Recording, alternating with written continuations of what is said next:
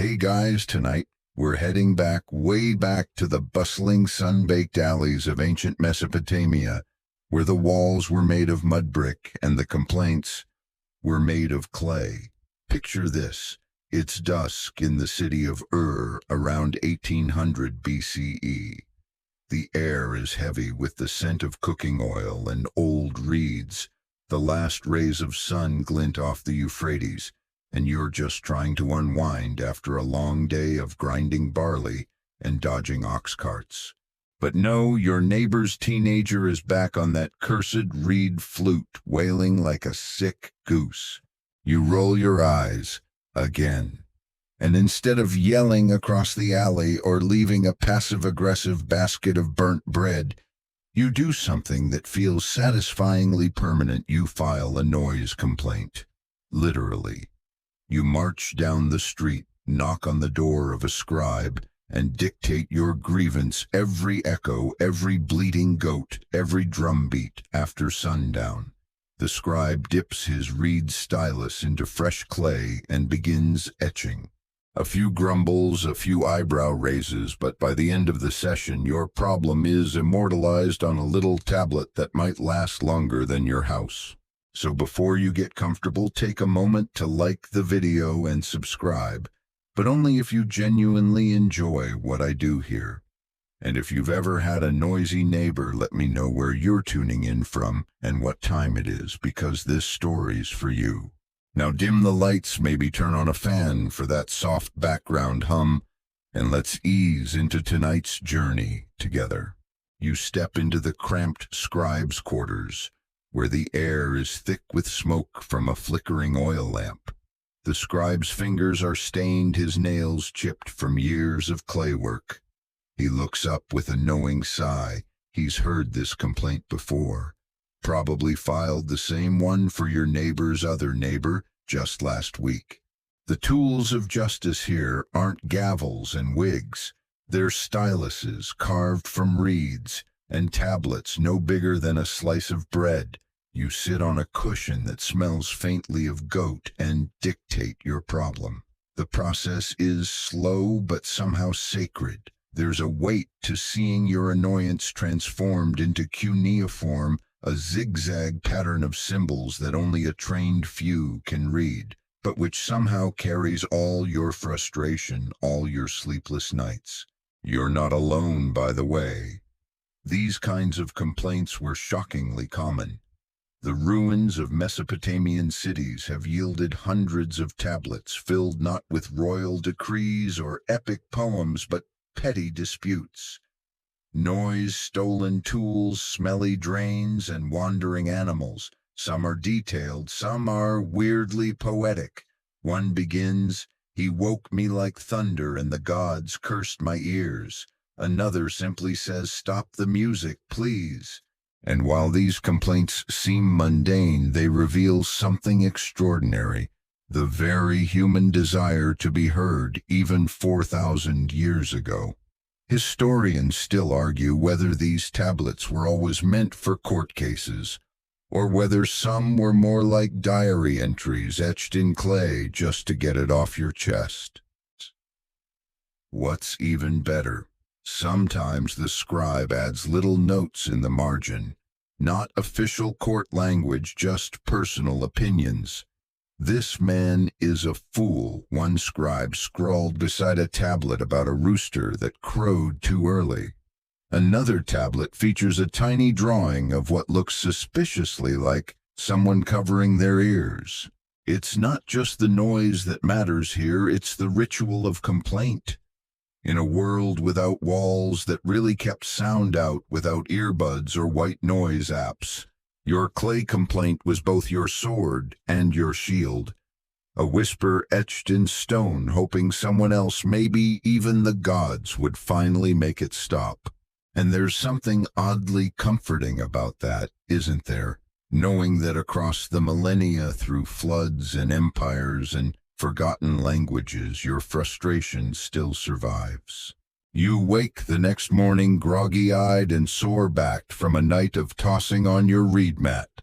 Why? because at some unholy hour between the moon's peak and the first rooster's crow, your neighbor decided it was the perfect time to strum his lute, and not gently. He plays as if trying to scare off invading armies with goat accompaniment that must have escaped the pen again. The clatter of hooves on the roof. Yes, that's just another Tuesday. You shuffle outside, rubbing your temples, and gaze up at your neighbor's upper-level patio. There he is, shirtless, euphoric, strumming his instrument like he's auditioning for the court of the gods. A goat nibbles a vine beside him. You think of the complaint tablet you filed yesterday and wonder if maybe you should have added recurring offenses in all caps. The noise problem in ancient Mesopotamia wasn't limited to the rich playing music at midnight or the occasional festival. It was baked into the infrastructure. Most homes were clustered together with shared walls, shared courtyards, and in many cases shared responsibilities for domestic animals. Goats, pigs, chickens, they were all part of the daily soundscape.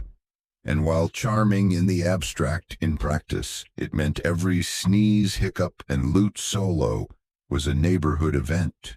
Historians still debate whether musical instruments were legally restricted during nighttime hours, or whether people just assumed it was common sense.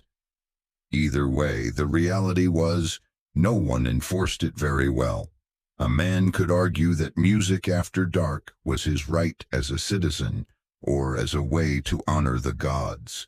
And who's going to tell someone they can't play an offering song to Ishtar?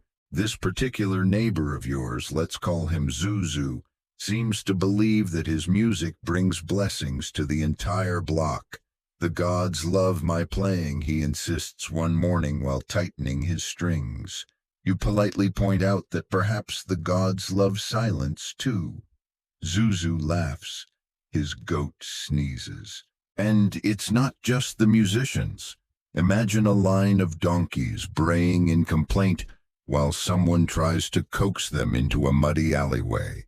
Add to that the sound of grain being pounded into flour, clay being kneaded, and thrown roof repairs involving loud shouting and even louder hammering. All of it wrapped in the dusty echo chamber of narrow Mesopotamian streets, where sound had nowhere to go but into your ears. Then there's the noise you don't even understand. Last night you heard what you're pretty sure was someone yelling poetry to a brick wall. At full volume, at midnight. That, or the wall finally yelled back. There were no soundproof windows, no insulation, just reed mats. Wooden doors that barely held their hinges and walls that absorbed heat, but not a whisper. And since rooftops were commonly used for sleeping during warm seasons, your rest was only as peaceful as your most obnoxious neighbor. One fringe theory even suggests that some people used white noise techniques, clay vessels filled with beans or seeds placed on rooftops to create soft rattling in the wind, masking other sounds. Whether this worked or simply added to the chaos is uncertain, but it's proof that they were trying. Even ancient lullabies speak to this soundscape. One fragment found in a tablet hums of dogs who bark not neighbors, who sing soft the goat with closed lips. A wish clearly not a report on the current situation. Still, life goes on. You fetch your morning water from the communal well, exchanging tired glances with others who endured the same nocturnal concert. An older woman clutches her back and mutters something about dancing spirits in the ceiling. A boy with dark circles under his eyes says he thought the roof was collapsing. You all know who the culprit is. Zuzu waves from above. You sleep well, he calls cheerfully. No one answers. Back in your home, you stare at the wall where yesterday's clay tablet sits, drying. You wonder how long it'll take for it to be delivered, for someone to read it for justice, or at least a strongly worded warning to fall like a rainstorm from the gods. because in Mesopotamia silence was a privilege. And if you wanted it, you had to carve it out, sometimes literally with a stylus, and some very specific complaints about lutes, goats, and rooftop poetry. You find yourself back in the scribe's home again, not because you enjoy the company, but because last night's lute symphony escalated into a full-blown rooftop jam session involving clay drums and what you think was someone trying to beat rhythm on a bread paddle.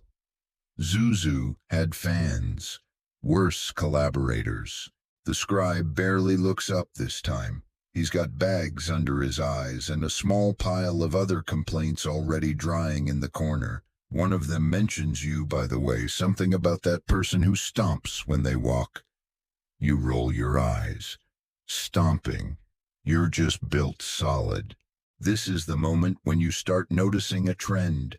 The scribes, these quiet warriors of bureaucracy, are developing personalities, opinions, maybe even favorites. Some of them, it seems, are tired of the whole racket. Not just the racket in the alleys, but the racket of the complaints themselves. You start talking, describing the events of the previous night, and the scribe starts etching dutifully, but then pauses. He tilts his head, raises an eyebrow. Again he asks. He scratches something in the margin that you don't get to read. See, scribes in Mesopotamia weren't just passive record keepers. They were the guardians of legal memory, professional smart alecks, and sometimes reluctant therapists. They heard it all, the petty grievances, the passionate rants, the philosophical laments about how no one respects courtyard etiquette anymore. And over time they started editorializing. On one infamous complaint tablet, a scribe adds, "This neighbor whines like a child denied honey." On another, scribbled below a line about loud priests, "Perhaps he is jealous of the gods' voices." You start to wonder if the scribes competed for who could add the wittiest side note. Historians still argue whether these margins were meant to be public or private, a kind of scribal graffiti or a sanctioned flavor text, meant to color the case for higher authorities.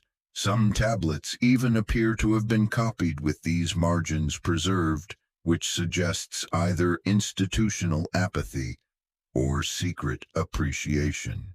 And while it's fun to imagine these ancient civil servants as bitter comedians, their job was also deeply serious. They had to preserve accuracy in an age where documents weren't erasable. One wrong line carved into a damp slab of clay meant starting over. There was no undo, no backspace, just a lot of swearing and re-wetting of clay. And yet they found a way to express themselves. You see it in their handwriting, too, some styluses etched with crisp control, others with frantic jaggedness, as if the scribe was in a hurry or just deeply existentially tired of this one guy complaining about goat urine again. One tablet from Sippar includes the sentence, "The rooster that sings beside the temple wall has ruined the harmony of my dreams." It's poetic, sure, but what's even better is the scribe's scribble beside it, "By better dreams." There's something strangely comforting in this dynamic. You, the grumbler, the scribe, the recorder, and somewhere in the middle a shared understanding that sometimes the world is too loud, and all you can do is write it down. Because this wasn't a fast process. The clay had to be prepared, mixed with water and straw, kneaded until pliable. The tablet shaped, often small enough to be cupped in one hand. Then the stylus pressed carefully, each wedge-shaped mark telling part of your noise-induced suffering. Afterward, the tablet had to dry either in the sun or, for official documents, fired in a kiln for permanence. You sometimes left without even seeing the finished version, trusting the scribe to capture your pain with precision and just a hint of sarcasm. And don't forget, this was a paid service. You brought a small token, Maybe some barley, a scrap of copper, a fresh fish to compensate the scribe for his time. Some scribes developed reputations. "Go to the one with the crooked nose," people would whisper. "He writes complaints that sting." By now, you visited your scribe 3 times in 5 days. He started calling you the echo hunter. You're not sure if it's affectionate or exasperated, but either way, he makes room for your complaint in the next batch. The stylus hovers. "Same neighbor?" he asks. You nod. He sighs and begins to write. And somewhere deep in the stacks of complaints drying in the back room, there's probably already a small pile labeled Zuzu. You're standing in the courtyard again, hands on your hips, and this time it's not the lute. It's shouting. Zuzu has apparently taken up chanting very loudly, very off-key, and with lyrics that seem suspiciously improvised. The barley flows, the goat glows, he sings again and again, like some kind of fever dream lullaby. It's barely past sundown. Enough is enough. You stomp over to the same weary scribe, who now greets you with a knowing nod and an even deeper sigh. He's already reaching for a fresh lump of clay. But tonight, before he presses stylus to surface, he leans in and says, "You know there are actual laws about this." You blink. "Wait, noise laws." He grunts, sort of. And now you're intrigued. See, Mesopotamian societies, especially during the Babylonian and Assyrian periods, had legal codes that extended beyond property lines and theft into the realm of public decency, neighborhood behavior, and even noise. While we don't have a clean Noise Regulation Act in cuneiform, we do have fragments from the Code of Hammurabi and other legal traditions that touch on the limits of behavior in shared spaces. For example, penalties for disrupting temple peace, yelling at someone in the street without cause, or disturbing communal order could all, under certain interpretations, be grounds for legal reprimand. And while many of the surviving codes focus on economic matters or physical injury, scholars point out that legal recourse for disorderly conduct in public often included noise complaints, even if they weren't spelled out in modern decibels. One translated fragment from a city archive in Nippur reads, "If a man sings too loudly in the place of rest, the city officer may silence him. It doesn't say how." Perhaps a stern warning, perhaps a fine, perhaps a firm reed to the shin. Historians still argue whether these vague laws were routinely enforced, or more symbolic, a kind of civic ideal that few citizens actually lived up to. But they existed, and that's the key. Your scribe rummages in his back room and pulls out an old clay tablet, now hardened and dust-covered. It's a record of a resolved dispute between 2 neighbors. One, a brewer who hosted loud celebrations, the other a pottery seller who needed sleep before early morning kiln duty. The judge ordered the brewer to keep peace after the hour of the torchlight, a phrase believed to mean once the street fires were lit, signaling nightfall. There's also mention of sound limitations in temple-adjacent zones.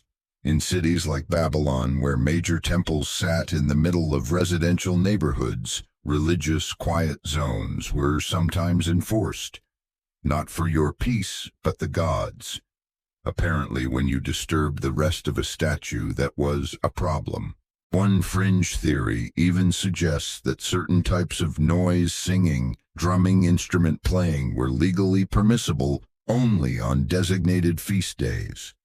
Try that outside of festival season, and you might be warned, fined, or in rare cases, publicly embarrassed.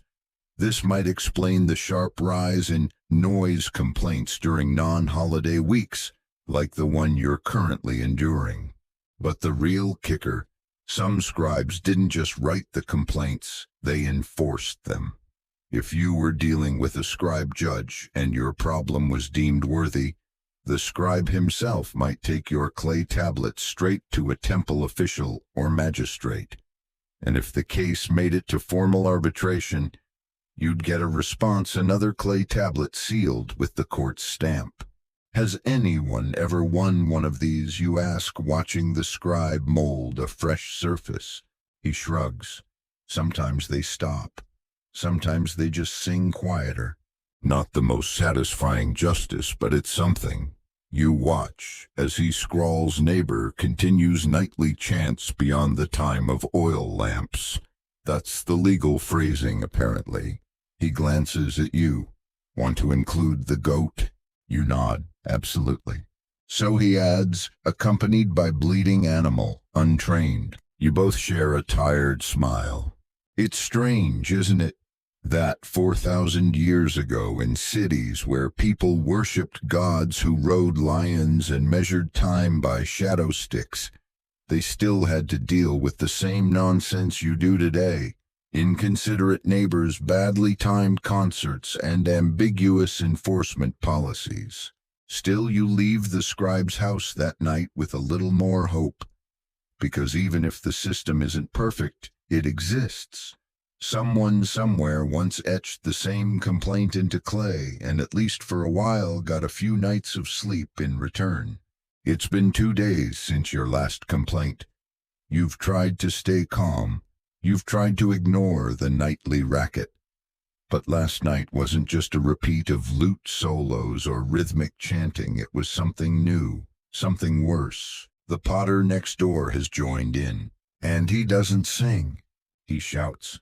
Loud, echoing, gravel-throated declarations that ricochet through the alley like a proclamation from a hilltop. You aren't even sure what he's yelling about, possibly praise to a river god, possibly just arguing with his kiln. Either way, it starts at sundown and doesn't end until the moon is high. Your pulse is pounding, and even the goats have begun to sigh. This is when you learn about him, the legendary shouting potter of Lagash. You mention the shouting to your scribe, and his eyebrow arches dramatically. Oh, you've got a potter problem, he mutters.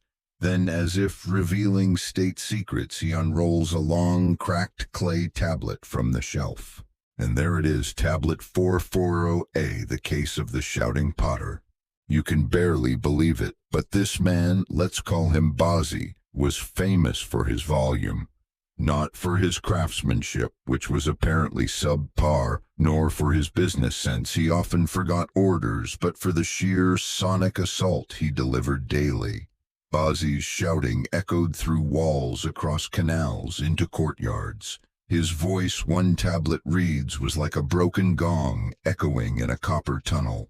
Bazi was a serial offender.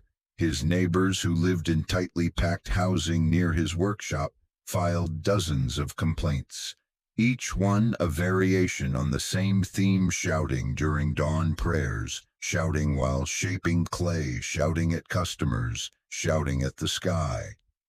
One complaint even suggests that Bazi scared a cat into permanent silence. The cat was never heard from again. Historians still argue whether Bazi was simply hard of hearing, shouting because he couldn't gauge his own volume, or whether his loudness was performative, an ancient marketing tactic. The louder the potter, the better the pot, one fringe interpretation of a proverb claims. There's no hard evidence to support that, but the theory refuses to die. You run your fingers over the tablet's ridged cuneiform script. There's even a judge's ruling, let the potter be moved to the outer ring of homes. His voice is not fit for crowded streets. The legal version of go yell in the countryside. But moving wasn't always easy. Homes in ancient Mesopotamian cities were clustered around workshops, temples, and marketplaces, meaning artisans lived where they worked. Relocating one potter meant disrupting a dozen trade networks. Still, Bazi was apparently banished. Briefly. A few months later, another tablet. Same potter, new street. You sigh. The scribe shrugs. He came back. Moved in near a brewer this time. That ended in flames. Literal ones. And now it seems Bazi's descendants, or perhaps just those inspired by his chaotic energy, are your neighbors. The man next door may not throw pots, but he certainly throws his voice, and it lands squarely in your eardrums. Last night you even saw him waving a half-formed water jug like a conductor's baton directing invisible spirits in his latest rooftop area.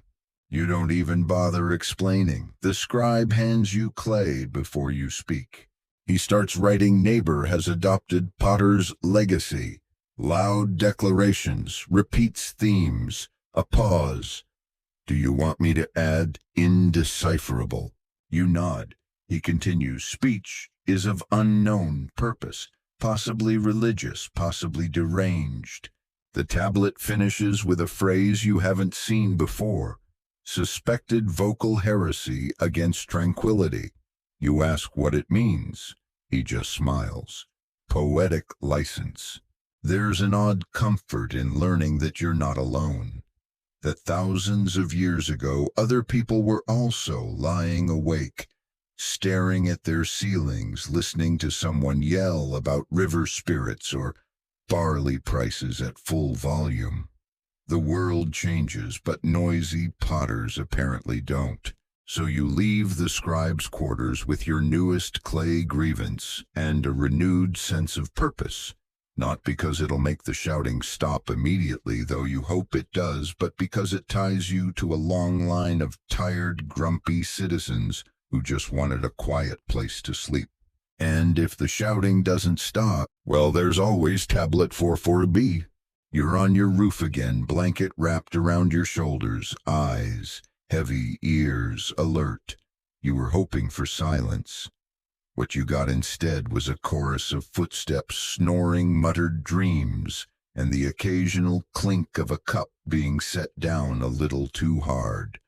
Above the stars shimmer.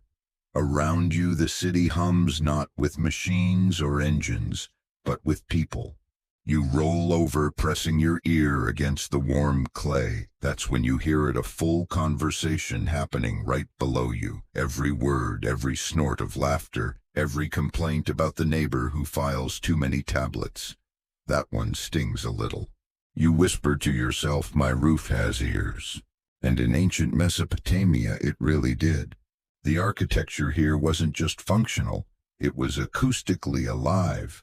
Homes were built close together, often sharing walls, and sound traveled through them with annoying ease. The flat rooftops doubled as sleeping spaces, especially during hot seasons, which meant that if your neighbor was hosting a dinner, praying loudly, or practicing poetry at midnight, you heard it clearly. Roofs were made of wooden beams covered in reeds, and coated with layers of mud and bitumen, thick enough to repel water, but not thick enough to silence a determined goat or a quarrelsome couple. Worse, many houses had open courtyards amplifying sound like a primitive speaker system. A well-placed shout could bounce off every surface like an echo trapped in a canyon. Historians still argue whether early builders considered acoustics when constructing homes, or if they simply accepted the noise as part of life. One fringe theory claims that reed-lined ceilings actually amplified voices in a kind of accidental megaphone effect. If true, it means the guy downstairs wasn't just loud, he was architecturally enhanced. You think of Zuzu. His chants are often clearer from your roof than from his, which explains why even people down the block have started asking what exactly the glowing barley god is supposed to represent. One tablet recovered in the city of Uruk details a particularly creative workaround. A homeowner installed hanging reed mats between levels of the house, hoping to absorb sound. According to the complaint that followed, the mats caught fire during a cooking accident and had to be removed. So much for innovation. There's even evidence that people rearranged furniture, clay jars, low benches, and woven mats, not just for comfort, but for sound control. A jar in just the right corner could catch echoes, dulling the sound of someone's daily disputes. That's acoustic design. Mesopotamian style. Of course, there were some who didn't mind the noise. For many, it meant life proof that the city thrived. A quiet street was often a suspicious one, possibly cursed, possibly home to a recently disgraced priest, or a warehouse full of spoiled grain. Sound was a sign of vibrancy, but that's easy to say in daylight. At night, it becomes a different matter, especially when the city's social calendar doesn't care about your sleep schedule. In Mesopotamian cities, dusk marked not just the end of work, but the start of domestic activity. This included storytelling, cooking, rooftop games, and yes, music. Some homes even invited wandering performers to play in their courtyards, a treat for the hosts, a torment for the neighbors. One ancient letter from a merchant to his wife, preserved on clay, includes a sleepy complaint: "I hear the neighbors' laughter through my sleep. It follows me into dreams." The merchant then politely suggests his wife visit said neighbor and ask very diplomatically for a quieter joy. You try to imagine how that conversation went. And it wasn't just the humans. Dogs barked, roosters crowed at random, owls hooted, and then there were the donkeys, stubborn, loud, seemingly always offended by something. One popular curse tablet from Babylon references the bleating of a demon-possessed goat and implores the gods to mute it before the sleeper goes mad. Whether literal or metaphorical, the sentiment feels relatable. Your ears catch another sound, gentle thumping, not aggressive, not rhythmic, just consistent. You peek over the roof's edge. The neighbor across the alley is grinding grain with a large pestle. At this hour, apparently so. The thumping echoes up the walls and wraps around your head like an unwanted lullaby. And yet somewhere in the background, beneath all this commotion, you hear something else: the river. The Euphrates, always flowing, always murmuring like a patient parent humming through a tantrum. It's soft, barely audible, but it's there. A reminder that through the noise and chaos, something steady persists. You lie back and close your eyes. Tomorrow, maybe you'll file another complaint, or maybe not. Maybe you'll just find the softest jar in your house, curl up beside it, and pray it absorbs Zuzu's entire vocal range. Either way, you'll be back on this roof, listening, always listening. Morning in the alley smells like yesterday's onions and today's determination. You stretch your back, glance up at the already baking sky, and prepare yourself. Today, you're going to the local courtroom. Not as a criminal, not exactly. You're just a sleep-deprived citizen, finally fed up and now armed with your newest clay complaint tablet. And you're not alone. At least 3 other people have arrived at the same idea. The woman ahead of you clutches her tablet like a sacred relic. The man behind you is muttering about children playing chase before sunrise. You all shuffle together, sandals slapping on the dry, packed earth, toward the modest courtyard where disputes are resolved. A space no larger than your rooftop, shaded by an awning of woven reeds and supported by weathered cedar posts. 2 guards stand at the edge, not for intimidation, just to make sure nobody throws a clay tablet in a fit of rage. Again.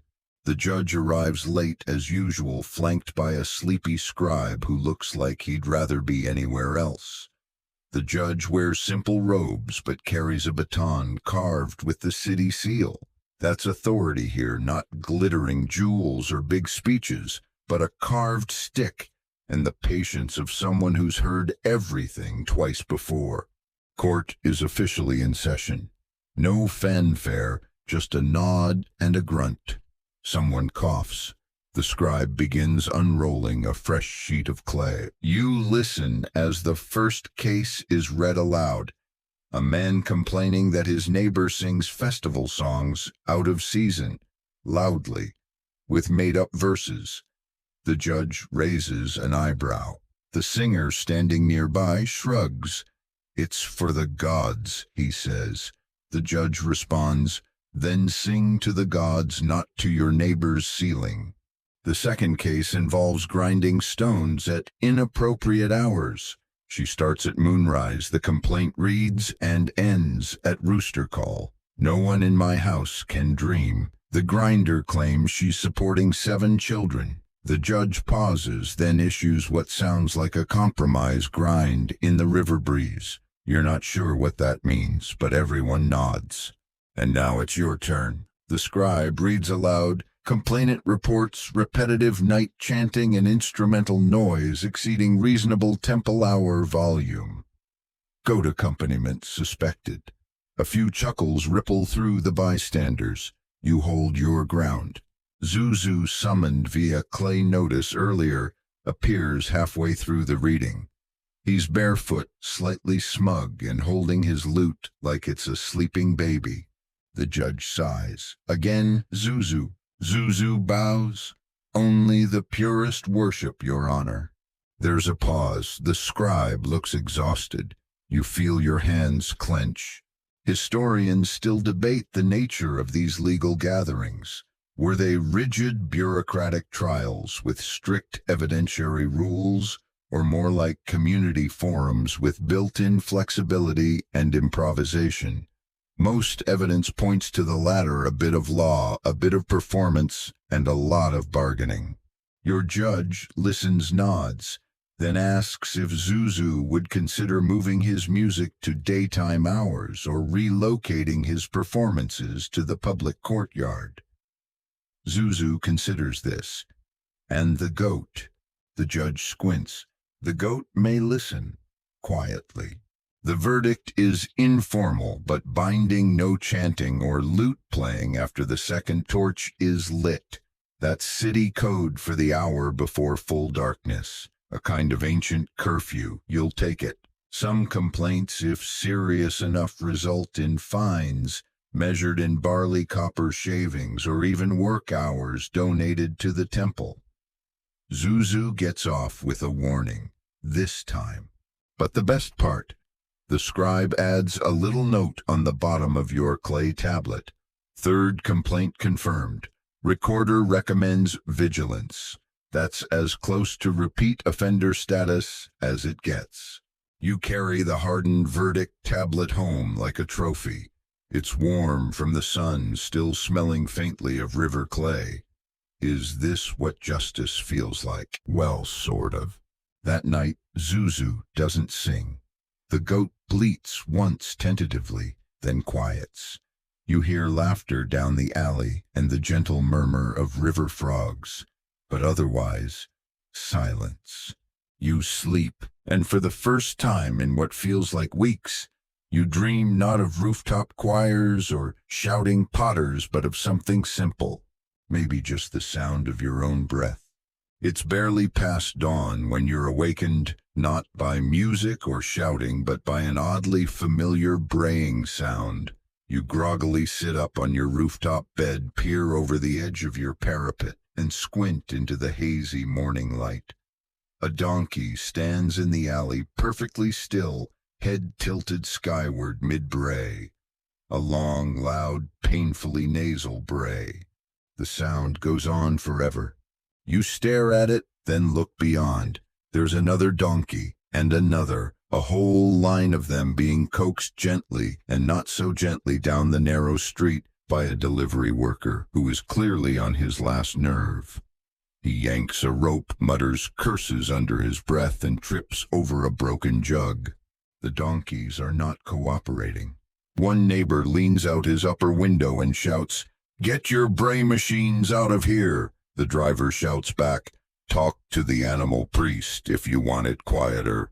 This, you realize, is yet another ancient urban symphony, the beast-born alarm clock. In ancient Mesopotamia, donkeys were both essential and obnoxious. They carried water jugs, baskets of barley, bundles of reeds, and ironically clay tablets of noise complaints.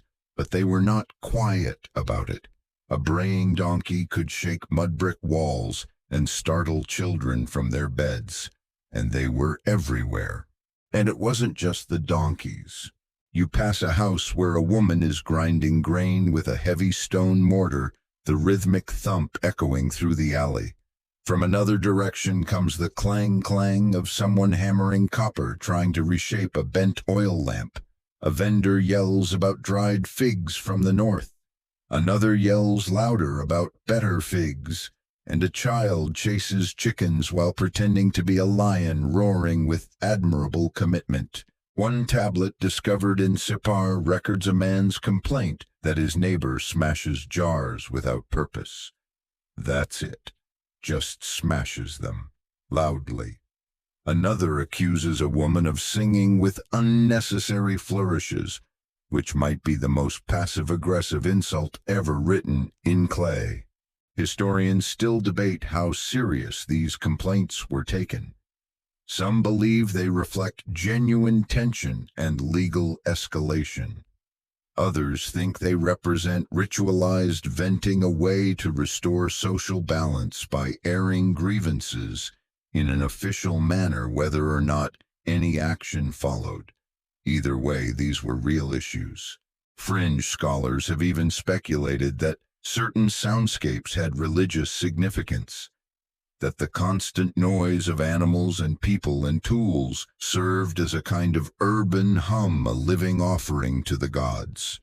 There's no strong consensus, but it's the kind of theory that makes a noisy morning feel slightly more spiritual. You wander into your own courtyard and find your neighbor attempting to quiet his cow. Not because of compassion, but because someone finally wrote a complaint about it. She moos when I pray, it said. The irony of filing a noise complaint about a sacred animal is not lost on you. Some complaints weren't even about the animals themselves, but about their owners. One surviving letter reads, "Tell your dog's master to leash his bark." It's unclear if that was a metaphor, but the sentiment remains timeless. There were even guidelines informally followed about when it was acceptable for certain animals to make noise. Roosters before dawn, understandable. Donkeys during transport, tolerated. But goats on rooftops after sunset, unforgivable. That last one shows up in 3 separate cities. As you stroll through the neighborhood, you start to notice how many households had simply given up. Clay pots arranged in front of windows in hopes they'd muffle the sound. Roofs layered with extra reed mats. Children trained to shush each other with fierce glares. And one elderly woman who simply stared at the street with the weariness of someone who's heard every noise a city can offer and hated all of them. And yet this was normal. A good day wasn't quiet. It was just loud enough to mean life was moving forward. Too quiet, and people would whisper, had something happened? Was the temple offended? Were the gods planning a flood?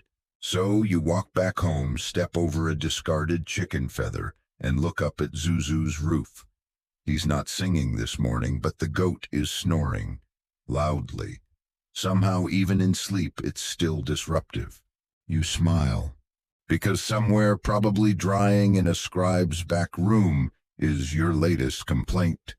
And maybe tomorrow, it'll be someone else's turn to whisper, "That's it. I've had enough." You, meanwhile, will try to get used to the donkey chorus.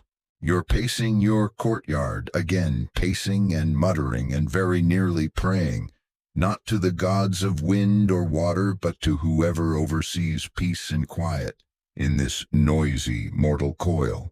Because now the racket isn't coming from a potter or a goat or even Zuzu. It's coming from priests. Yes, priests. At first, it was a single bell, a soft, pleasant chime marking the start of a temple offering.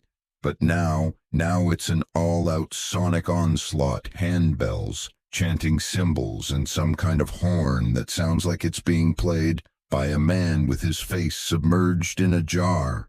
You glance toward the nearby temple complex, sacred center of your neighborhood. Once a place of serene rituals and whispered blessings, it has become, at least today, a concert hall without a roof. And here's the thing, you can't complain about it. Or can you? Because in Mesopotamian cities, temples were not only places of worship, they were also civic centers, administrative hubs, record-keeping institutions, and occasionally loud neighbors. And while criticizing the gods directly was off limits unless you were asking for a lightning bolt, criticizing their representatives, that got complicated. You walk to your favorite scribe's place again. He looks up from his stylus, sees your face, and simply says, "The priests." You nod. He groans. There's a reason for the noise. Apparently it's the start of a sacred month, and the priestly class has pulled out all their musical stops. Long incantations, sung responses, ritual instruments, all of them loud, echoing, and performed very early in the morning. They're singing to the stars, the scribe mumbles, massaging his temples. The stars should file a complaint. You ask if there's any recourse. He shrugs. Only if they've violated specific bounds, like using the wrong bell at the wrong hour. That's right, some temple districts had strict sonic codes. One tablet from Nippur records a dispute between two priestly factions over improper invocation instruments.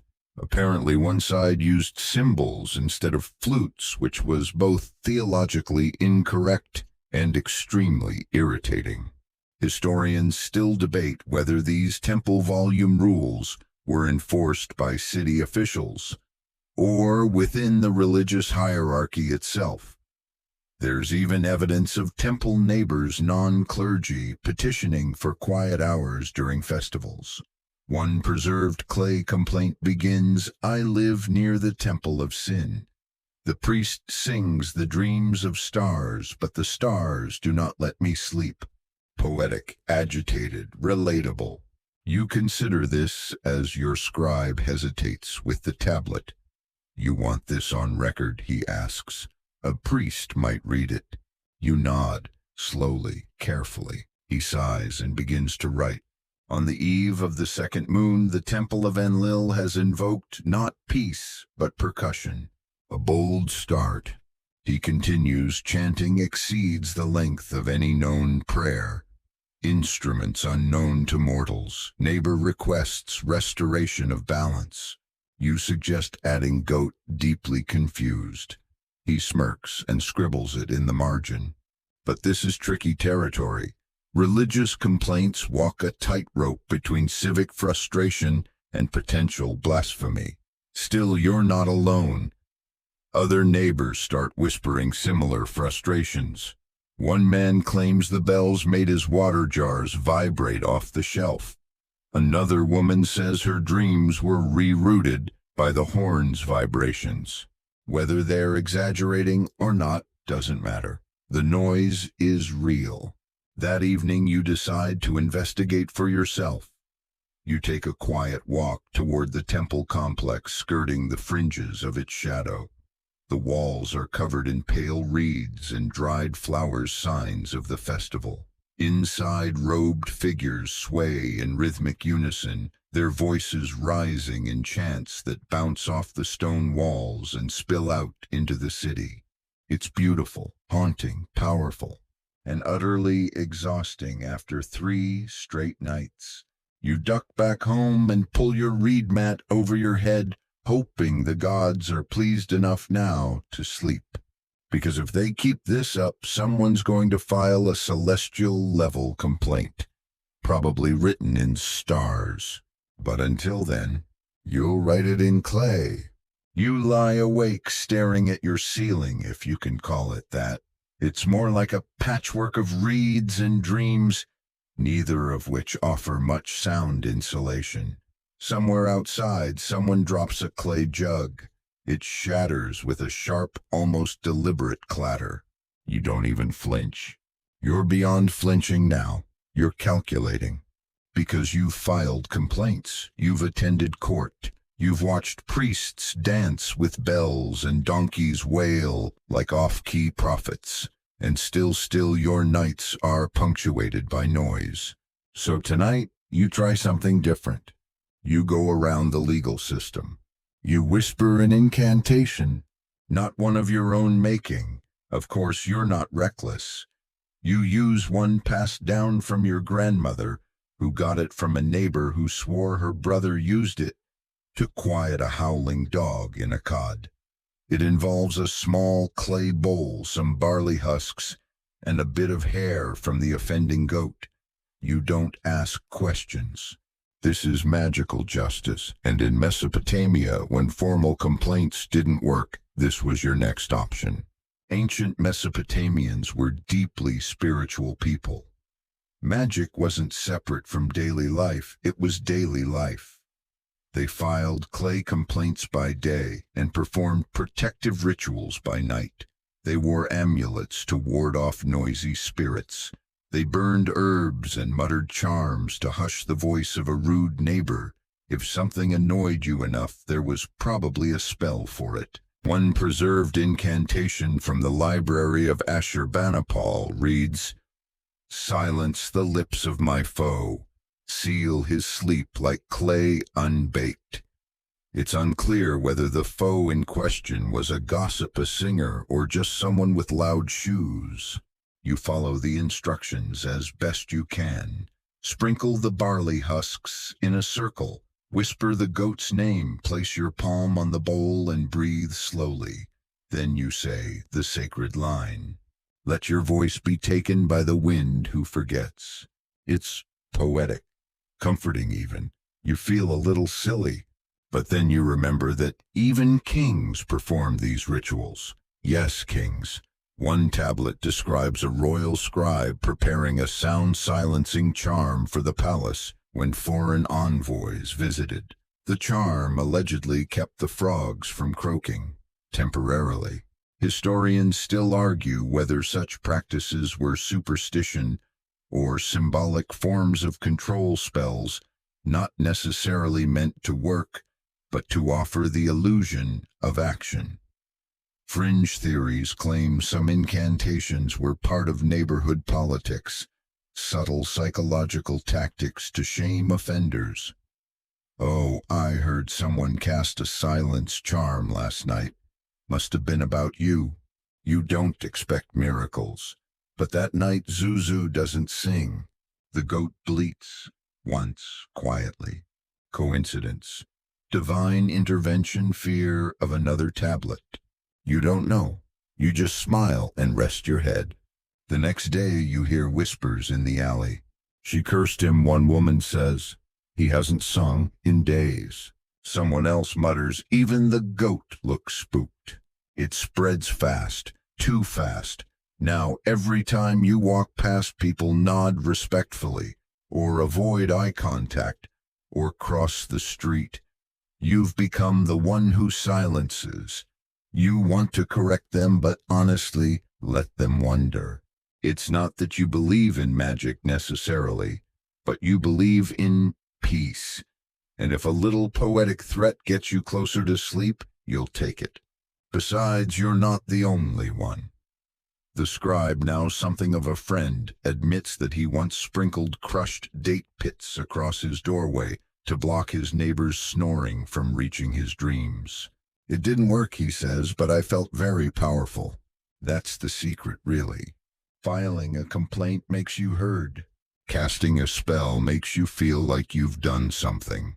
And in a city where walls are thin and nights are long, that feeling is worth its weight in barley. So the next time the donkey brays too loud or the potter shouts to the river, you won't just file another tablet. You'll sprinkle salt under your mat and whisper, "Let silence find me and stay a while."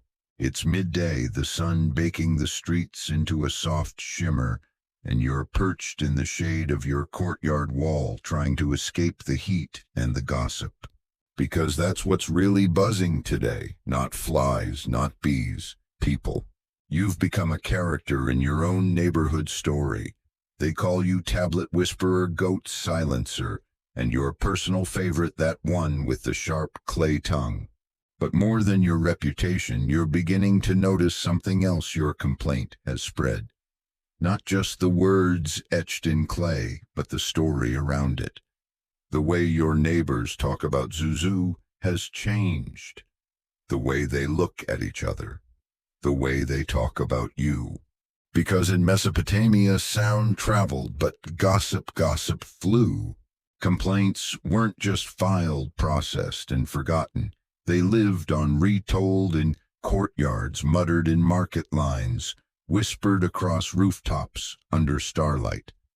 Did you hear what she said about the potter? I heard her tablet made the judge spill his beer. I heard the goat cried actual tears. It's not the words on the clay that hold power, it's how they're remembered. And nowhere did that power live stronger than in the walls. Mud brick walls were the original social media, absorbing sound, yes, but also stories. Every shout, every complaint, every sarcastic scribe note added another layer to a neighborhood's identity. One recovered letter from reads, "The walls remember the first time she scolded the boy. They echoed her tone even after she died." It's probably metaphorical, mostly. Historians still argue whether the social dynamics of Mesopotamian neighborhoods were shaped more by official law or by informal enforcement like gossip, collective shaming, and side-eye from your grain vendor. One fringe theory even claims that repeat offenders weren't punished by fines, but by being talked about constantly until they moved or reformed. Imagine 1,000 passive-aggressive glances wearing you down. And don't think the scribes were above it. They were sometimes the worst offenders. More than a few surviving tablets include editorial flourishes that clearly weren't for legal use. One complaint about an especially loud lute player ends with, "This is the third complaint. I do not wish to learn the lute by osmosis." Another, "If this man sings again, I will forget all my sacred geometry." One famous case involved a woman who complained about the same market vendor 5 times. The scribe finally wrote, "If she writes again, give her the stall." It's not surprising then that people began performing for the gossip itself, filing complaints with just the right flair, telling their side of the story in public. Even reading tablets aloud to friends under fig trees. Some turned their noise woes into status. If your complaint was known, you had influence, you had presence. You remember hearing a street poet once say, "Make enough noise about the noise, and soon the silence will belong to you." You didn't understand it then. Now you do. It's not that the gossip makes the complaints meaningless, it makes them powerful. Social enforcement filled the gaps where courts couldn't reach. When a complaint wasn't enough to silence someone, a dozen raised eyebrows in the alley did the rest. So when you pass Zuzu today and he bows dramatically, mocking, sure, but also a little nervous, you know he's heard the stories, not just the complaint. The version of the complaint that lives in whispers. And it's growing. You walk the market and hear your tablet recited like a fable. There once was a singer of lutes and bleats who faced the wrath of the clay-born words. There's even a child with a homemade tablet made of dried mud pretending to write his own complaints. He shouts, "The pigeons are too loud," and hands the tablet to his friend who squints at it seriously before yelling, "Fine the pigeons." You laugh and briefly wonder if you've started a movement. Because in a city, this noisy silence is rare, but story is everywhere. And if your complaint becomes part of the story etched into both clay and memory, maybe that's the real justice. not silencing someone with laws, but making them think twice before they sing under your window again. It's festival night in Uruk. You know this before you open your eyes because your walls are already shaking. The air pulses with the low boom of drums, punctuated by sudden trills of flutes and laughter that seems to fall from the sky itself. Someone is singing not badly for once, but still very loudly. Children shriek with delight in the distance, and something metallic clatters to the ground outside your door. So much for sleep. You wrap a cloth around your shoulders and step outside, surrendering to the chaos. After all, it's the feast of Inanna, goddess of love, war, and by the sounds of it, late-night dancing. And this is what they call acceptable noise. Festival nights were different in ancient Mesopotamia. Normal rules didn't apply. The complaints, the curfews, the whispered curses, all suspended. This was sacred time-sanctioned cacophony, a holy eruption of sound that wrapped the entire city in collective insomnia. You pass neighbors pounding clay drums in rhythm heads, thrown back in laughter. One woman is balancing a jug of beer on her head while clapping. Somewhere behind a curtain, someone attempts to chant a hymn, but gets distracted halfway through and starts giggling. You can't blame them. The beer is strong tonight.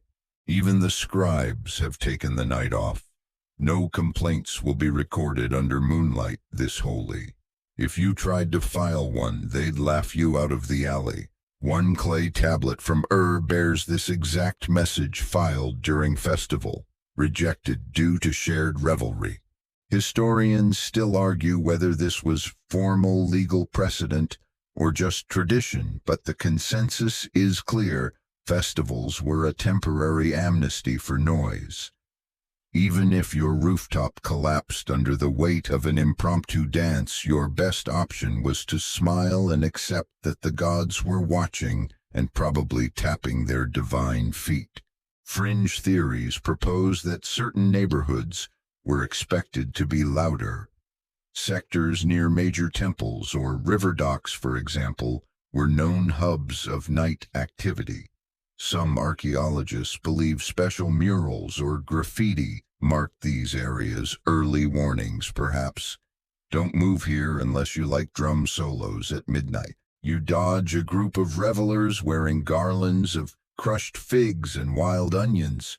One of them offers you a drink, possibly beer, possibly something brewed from date syrup and sheer courage. You decline politely. And then you hear it, Zuzu. He's not just singing, he's leading the singing. A crowd has gathered around him, clapping along, following his lead in an oddly catchy hymn that seems to rhyme barley with Charlie. You don't know who Charlie is. You don't ask. For a moment, you consider storming off, filing another complaint, demanding justice. But instead you sit on a bench watching the flicker of oil lamps on clay walls, the silhouettes of people dancing, laughing, clinking mugs. Because festivals weren't just permission to be loud, they were pressure valves. Cities like Uruk were cramped, complex places. Families lived close, tempers flared fast, and the weather offered no mercy. Festival nights let people exhale in chorus. One recovered tablet from a city archivist explains this beautifully. In the noise we forget the dust. In the drums we remember the gods. You exhale too. The night swells with music. A man nearby starts playing a reed pipe with alarming enthusiasm. A child runs past you with a clay mask of a lion god roaring at passers-by. A woman sets fire to a small ceremonial offering and then casually sings her husband's worst habits in rhyme. Somehow you're smiling, because tonight isn't about sleep. It's about survival by celebration. The streets will be quiet tomorrow, you tell yourself. Everyone will be too tired to move, let alone chant. Even Zuzu will lose his voice eventually.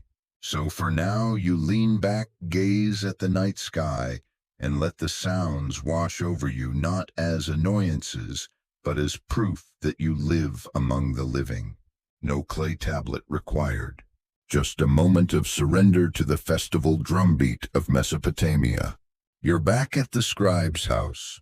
Not to file a new complaint this time. Well, not exactly. You're here out of curiosity, maybe even admiration, because a name keeps cropping up in conversations in market gossip, and once swear by Enki, even scribbled on the side of a dried fig barrel. Tablet 3382. You've heard it whispered with reverence, rolled eyes, and even suppressed laughter. Some say it was the greatest complaint ever written. Others call it the most dramatic piece of legal literature this side of Gilgamesh. One woman in the breadline claimed she cried from the beauty of its pettiness. And now you want to read it. The scribe, your usual one, sighs like you've just asked him to climb a ziggurat barefoot, but he disappears into his back room, shifting jars and boxes until he returns with a clay tablet, long fired, carefully wrapped in cloth. He unwraps it with slow ceremony. Tablet 3382, the Grumbler's greatest hits. The Grumbler's real name was Adamu, a man whose legacy lives not through heroism or poetry, but through complaints. Dozens of them, maybe more, all filed in consistent handwriting over the course of 2 years. About everything. You lean over as the scribe begins to read, trying and failing not to smirk. The first entry: my neighbor speaks at length to his dog, who cannot understand him and does not listen. It is the waste of a fine voice and the destruction of peace. Another. On the third evening, the clattering of sandals continued after the second torch was lit. I measured the time by my breath. It was far too long. And your favorite so far, there is a boy who sings in the alley, with the enthusiasm of a rooster but the pitch of a drowning reed. You laugh out loud. Historians still argue whether Adamu was a real person or a pseudonym adopted by multiple scribes as a kind of satirical legal character. Some believe Tablet 3382 is a curated greatest hits compilation, meant as training for new scribes on how not to file every minor complaint. Fringe scholars claim it's performance art, a dramatized piece, meant to highlight the absurdities of urban life in Mesopotamia. Whatever the truth, the tablet exists. The complaints are real, and they are glorious. Adamu's words were not just pointed, they were crafted. Each one reads like a dramatic monologue full of metaphors and subtle sarcasm. He describes one neighbor's cooking as the scent of regret, and another's voice as the hum of a cursed jar. He once accused a baker of whistling too triumphantly when loaves emerge, claiming it created air of self-satisfaction in a sacred zone. You can't decide whether to be impressed or horrified. But what's truly astonishing is that some of Adamu's complaints worked. Several tablets bear court stamps or magistrate notes. Approved offender warned no more singing until new moon, which means that for all the drama, Adamu got results. And maybe that's why he became a legend. Not because he was liked, the scribe assures you he wasn't, but because he was relentless. He turned complaint into craft, whining into written art, and that in this noisy clay and reed world meant power. One final entry on the tablet reads, "When I am gone, may my words remain like footprints in wet clay. Let those who make noise hear me forever." Chilling. And a little inspiring. You glance at your own dried complaint tablets. Less poetic, more practical. Still, maybe next time you'll add a flourish, a metaphor, a sprinkle of disdain. Because if silence is impossible, legacy isn't. And if peace and quiet can't be carved from mudbrick, maybe immortality can be pressed into clay. You thank the scribe. He wraps the tablet again carefully, reverently. As you walk home, the alley is alive with sound as usual. But now every bray, every clang, every off-key chant makes you wonder, what would Adamu say? The sun is low, slanting between buildings and casting long shadows over the dusty alleyways. You're crouched beside a doorway, your own, and carefully stacking tablets like loaves of bread. Not to admire them, to sort them. Because here's the truth no one tells you: when you start filing complaints in clay storage, becomes a problem. Each of your grievances weighs as much as a good-sized rock. And now, weeks into your campaign for peace and relative quiet, you've amassed what could reasonably be described as a library. You're not alone in this. In temples, homes, scribe schools, and city archive rooms, thousands, tens of thousands of clay tablets were stored, neatly or not, shelved in niches, stacked in baskets, buried in jars, hidden under stairs, tucked behind statues. One family was even discovered to have used a legal tablet about stolen goats as a doorstop. You decide to visit the real archives, just to see how the professionals do it. The local city archive is located in a squat building behind the temple granary. Inside, it's cool, dim, and smells faintly of bitumen reed mats and clay dust. The archivist, a thin man with ink-stained hands and the hunched posture of someone who's been squinting at tablets for decades, nods wordlessly as you enter. What you see is astonishing. Shelves made of sun-dried brick stretch across the room, filled with clay tablets of every shape and size. Each one is labeled sort of. Some have string tags made of dyed thread. Others are etched with marks. A few have tiny pictograms pressed into their sides. A goat, a jug, a stylized ear. You suspect that last one means noise complaint. The archivist pulls out a narrow tray and sets it on a reed mat for you. Inside, nothing but complaint tablets, hundreds of them. You skim titles. Regarding rooster at temple wall. Unacceptable volume of child games. Neighbor burns fish bones in open air. My father's sandals squeak in court. You glance up. People really file these, he nods, daily. And some of these complaints, you learn, weren't even resolved when they were filed. They were simply recorded, cataloged, stored, and left for future reference. One clay tablet reads, "To be considered if the noise persists after planting season." Another is marked with "Repeat offense probable. Watch next moon." Historians still debate the function of this clay paper trail. Was it bureaucratic backlog, legal intimidation, or simply a way to document urban life in excruciating, echo-filled detail? A fringe theory proposes that some scribes kept favorite complaints and passed them down like heirlooms.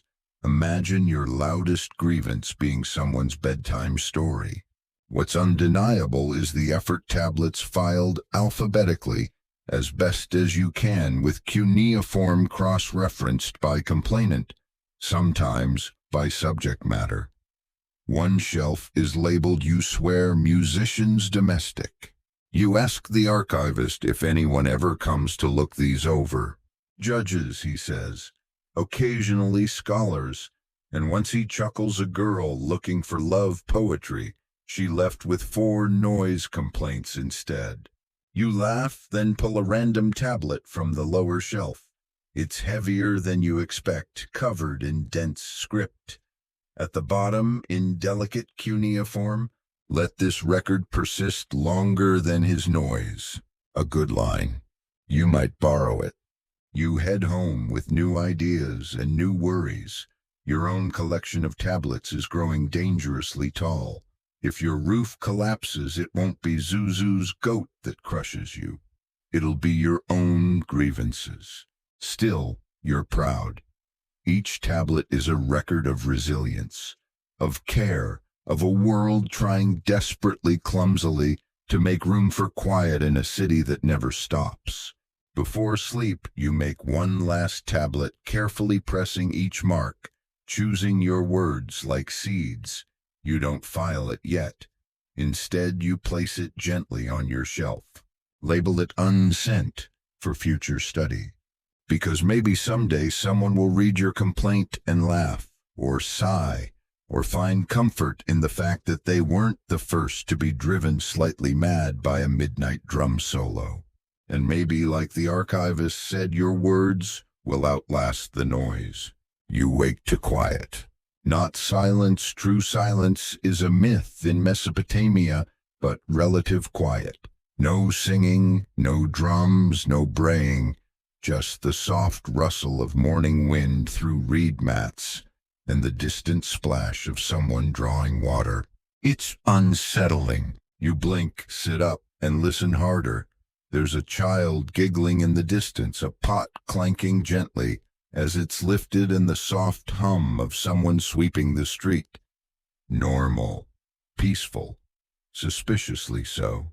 You wander outside and see a few neighbors blinking in the sun with the same uncertain expression. A woman across the alley mouths, "Is it over?" You don't answer because you're not sure what is over. The noise, or just the complaint-worthy parts. And then, like the sun peeking over the horizon, you hear it, a high-pitched yelp followed by running footsteps and the unmistakable shriek of preteen chaos. Children, teenage children. You wince. Because if there's one constant in urban Mesopotamia, louder than the potters, more persistent than the priests, it's kids. Specifically, kids playing games in the alley, chasing each other, making up elaborate rules that involve shouting, "No, you're the goat demon," while whacking each other with sticks. And of course, complaints followed close behind. One particularly famous tablet simply says, "The boy is too loud." Every day, "Please stop the boy." Another, "The children chant names that summon no gods I know. They do so loudly." You recognize that tone, that blend of annoyance and awe. Because the truth is, the children of Mesopotamia weren't just loud, they were relentless. Their favorite games: wrestling, mock trials, alley races. One wildly unpopular game involved tossing dried fig pits into neighbors' courtyards and claiming it was a harvest blessing. Historians still argue whether these children were considered public nuisances or just part of the background noise. Some cities may have designated open areas proto-playgrounds where the chaos could be contained. Others simply tolerated it. One fringe interpretation of a temple wall relief suggests a ritual quiet zone enforced during sacred hours. Whether kids respected this is unclear, but judging by the number of complaints preserved on clay, the answer was probably no. And then there were the teen girls. Don't let the linen veils fool you. These girls were social powerhouses. They sang in groups, clapped in rhythm, and gossiped in voices that carried. Some tablets record complaints specifically about maidens who rehearse love chants or the endless discussion of bracelets. One irate neighbor wrote, "They speak as if every word must travel the whole street." Another, more dramatically, "The laughter of the girls makes my roof tremble." You try not to smile, because here they come now, a gaggle of them, arms entwined, giggling about something that probably happened in a fig grove, and almost certainly involves a boy with unfortunate hair. They glance your way, not with fear, but amusement. You're that neighbor now, the one with the complaints, the one who almost got Zuzu banished. You suspect they have nicknames for you, possibly Tablet Face. You go back inside, unsure whether to be annoyed or nostalgic. Because deep down, you know something important. Noise isn't just an irritant. It's a sign of life. The kids shouting in the alley aren't just being loud, they're claiming space. Space to grow, to belong, to be heard. and sometimes, yeah, to be deeply annoying. Your scribe once told you about a woman who filed a complaint every single week until she didn't. The neighborhood asked why. Turns out the kids had moved away, and the alley, quiet, too quiet. She missed them. So you sit with your thoughts and let the chaos swirl. You don't file a tablet today. Instead, you pull one out of your personal stack, turn it over in your hands, and imagine how it will sound to someone 1,000 years from now. Maybe they'll laugh. Maybe they'll sigh. Maybe they'll whisper kids these days, and find a little comfort knowing that kids those days were just as loud. You're standing in your kitchen trying to focus on slicing dried figs into your morning porridge when the unmistakable thud, thud, thud of a pounding stick against clay jolts you out of your breakfast haze. You pause. There it is again. Not drumming, not dancing, just rhythmic thumping, too fast for prayer and too erratic for cooking. You creep toward the wall, lean your ear to the bricks, and sigh. Your neighbor is making bread. Again, with great enthusiasm. And by the sound of it, with the force of a man determined to punch his dough into another dimension. You step outside and glance toward the shared wall between your homes. It's vibrating. You can see the bits of loose plaster shivering. Welcome to another uniquely Mesopotamian dilemma: shared walls, shared ovens, shared everything. In these ancient cities, space was at a premium. Houses clung together like sun-baked sardines. And when you share walls, you share sounds, especially when it comes to daily activities that involve pounding, grinding, heating, or shouting at your dough like it owes you money. Your neighbor's oven is right against your bedroom wall, which means you get to hear every enthusiastic kneading, every stick slam into hot ash, every celebratory chant when his bread rises without caving. There's even a name for this in one surviving complaint tablet from Oven Thunder. The complainant claimed his neighbor's oven thunder woke his goats prematurely, which caused them to kick over a water jar, a chain reaction of culinary chaos. Historians still argue how much thought was given to building codes in ancient Mesopotamian housing. Was there any zoning, any planning to reduce sound overlap? Most evidence points to a very polite no. Houses grew organically, walls abutted other walls. And if you wanted peace, you had two options: move out or file a tablet. A fringe theory even suggests that some families deliberately positioned kitchens next to neighbors they disliked just to assert dominance through breakfast. You consider it. Your kitchen, after all, is also your bath space, your laundry corner, your fermenting nook, and the spot where you accidentally left pickled onions to explode last summer. The scent lingered for weeks. You're no stranger to household noise, but still this pounding.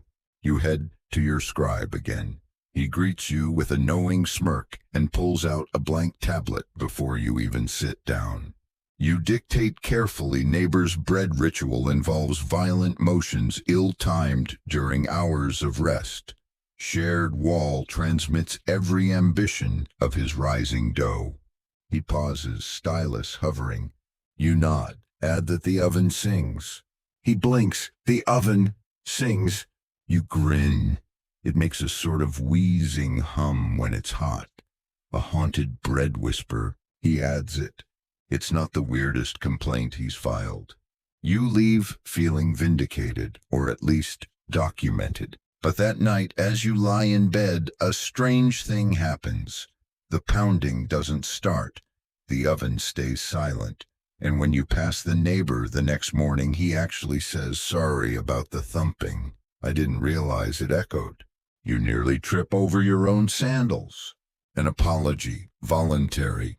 No tablet stamp, no court order, just awareness. It's a rare thing, a small moment, but in a world built from shared walls and overlapping sounds, it's everything. You nod in reply and for once return to your fig porridge in peace. Until, of course, someone starts arguing about laundry buckets in the next courtyard. But that's a tomorrow complaint. Today the oven is quiet. It begins with a moo. Not an ordinary moo, no bored chewing, no slow-lipped lowing. This one is resonant, theatrical, unnervingly tuned. You hear it from across the alley, echoing against clay walls like a horn blown inside a jug. You step outside, frown toward the sound, and brace yourself for something unusual. Because that's not just any cow. That's the sacred cow, specifically the one owned by your neighbor who recently became enamored with mystical animal chants. You're not sure which god he's worshipping, or if the god requested this volume level, but it's clear this cow has become part of some ambitious ritual routine. You lean against the wall, arms folded, and watch. The man stands in his courtyard, arms raised, chanting in a deep voice that occasionally cracks into falsetto. Beside him, the cow lets out another perfectly timed moo. He nods reverently. A goat bleats. He ignores it. This has been going on for days. You tried to be patient. You assumed it was a one-time celebration. But no, the cow, the chanting, the strange bell rattling, and incense all daily, all loud, all weirdly theatrical. You even had a dream last night about the cow singing back. You go to the scribe. Again. You say it's not just the noise, it's the theme of the noise. The scribe, half laughing, rolls out a fresh tablet and raises his brows. You dictate, neighbor performs nightly bovine hymns. Volume exceeds spiritual necessity. Cow appears unwilling but well-trained. He writes it down without blinking. Shall I include the goat? Not this time, you reply solemnly. The goat is innocent. Historians still argue about the role of sacred animals in Mesopotamian domestic rituals. Cows, goats, sheep, and even birds were associated with various deities, and their sounds were sometimes seen as divine responses or omens. One surviving hymn reads, "When the ox speaks, Enlil hears." You're not sure if that applies when the ox is mooing through dinner. There's fringe speculation that animal chanting rituals were communal, meant to unite neighborhoods in harmonic gratitude. If so, your neighborhood missed the memo. One woman down the street was heard muttering, "If Enlil wants to hear it, he can come collect the cow." You try to investigate diplomatically. You visit your neighbor, let's call him Naru, and ask gently if the cow concerts are seasonal. Maybe limited time event. He grins, presses his palm to his heart, and says, "The cow's spirit speaks to me. She sings back the dreams of the world." You nod politely. Do her dreams end at a certain hour? He doesn't answer. He's too busy burning barley in a ceremonial dish. That evening the chanting continues. The cow impossibly hits a new pitch. You lie in bed, eyes open, wondering if this is punishment for a past life. But then you remember a complaint tablet you saw once in the archive, filed anonymously. "Let the holy animal remain holy in silence. We believe. We just prefer belief at a distance." A perfect phrase. You ask your scribe to add it to your tablet tomorrow. The next morning, as if by divine intervention, or perhaps mild embarrassment, the chanting has quieted. Naru still lights incense. The cow still chews solemnly. But the volume has dropped, the ritual condensed into a respectful whisper. You suspect the scribe sent an extra note, or maybe word of your complaint traveled faster than the incense.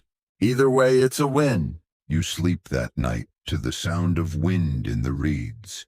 The cow doesn't sing. The goat keeps his thoughts to himself.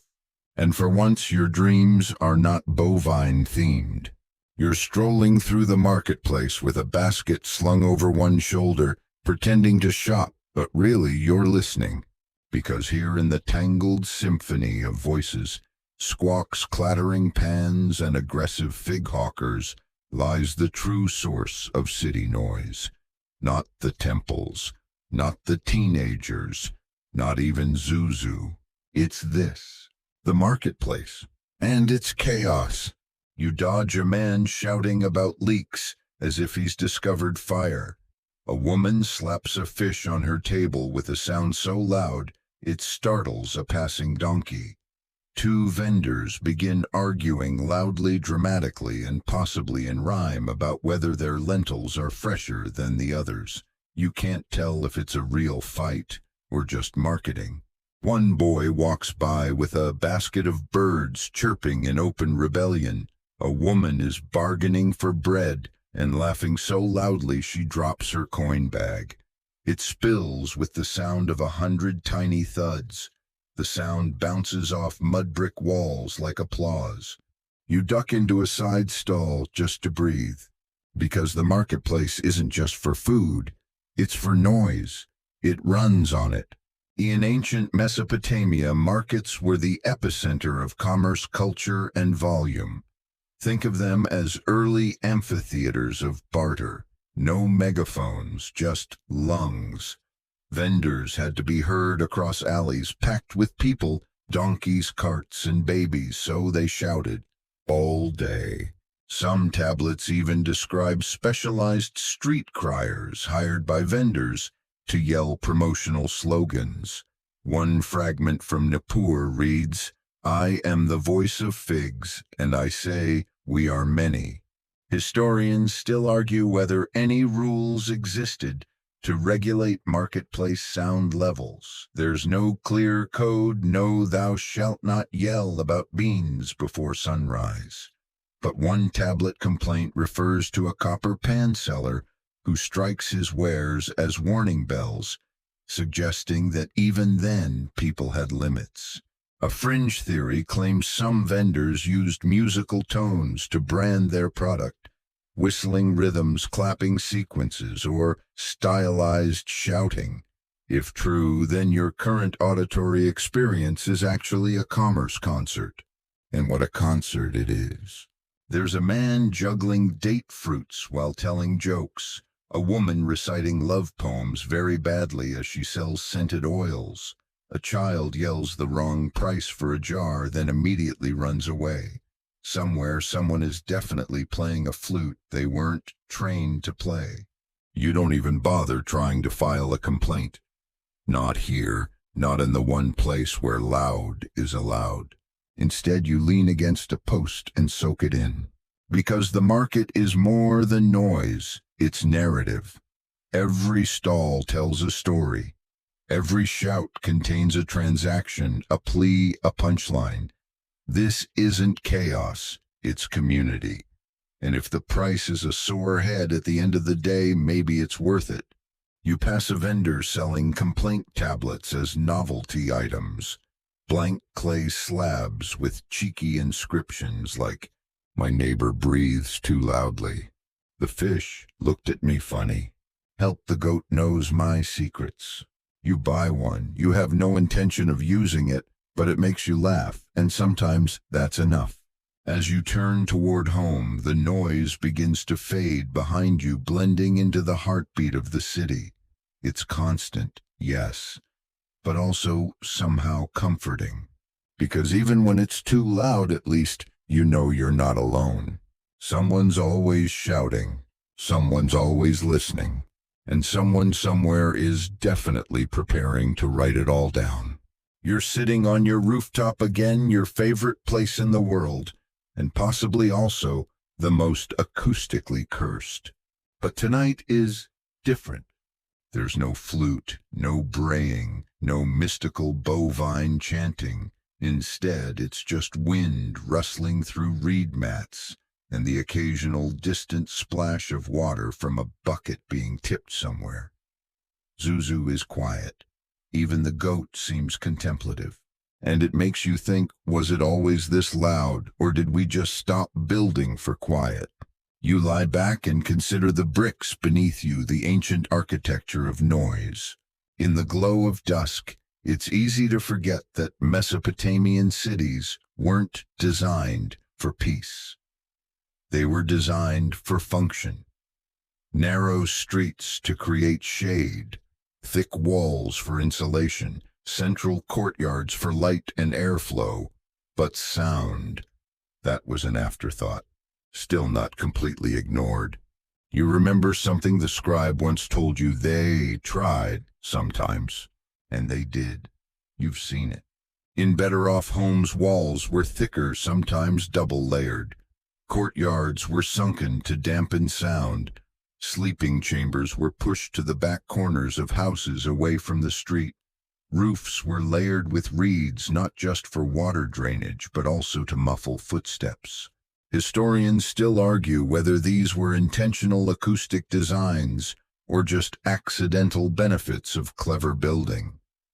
One fringe theory suggests that the outer city zones where housing was less dense were seen as premium spots for people who valued quiet.